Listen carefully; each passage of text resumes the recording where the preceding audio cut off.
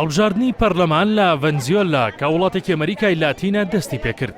لە هەڵبژاردنەکەدا 20 ملیۆن و 700,000 کەس مافی دەنگدانیان هەیە. ئەمجارە خەڵکی ئەو وڵاتە 277 پەرلەمانتار هەڵدەبژێرن لە کاتێکدا پێشتر 167 ئەندام بووە.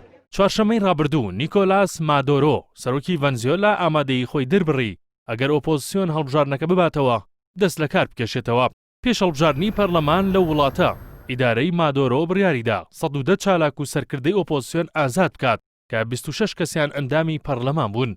سەرباری ئەوەش 30 پارتی سیاسی لە وڵاتە ڕایانگەیاند کە بایکۆتی هەڵبژاردنەکە دەکەن چونکە پێیان وایە هەڵبژاردنەکە لە کەشێکی ئازاد و دوور لە ساختەکاریدا بەڕێوە ناچێت، هەرچەندە 17 وڵات چاودێری هەڵبژاردنەکە دەکەن.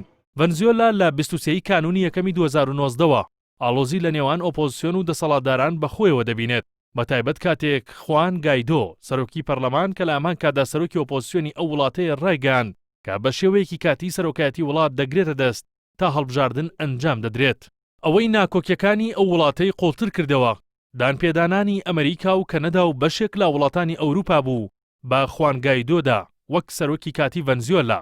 لە بەرامبەریشدا رووسیا و مەکسیک و بۆلیڤیا و چەند وڵاتێکی دیکە بەردەوام بوون لە پاڵپشتیکردنی سەرۆکی وڵاتە.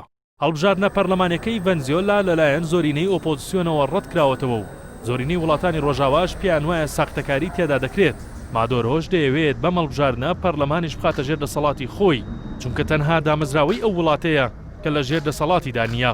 بەڕێوەچوونی ئەو هەڵبژاردنە لە کاتێکدایە وڵاتەکە بە قەیرانێکی قوڵی سیاسی و ئابووریدا تێدەپەڕێت.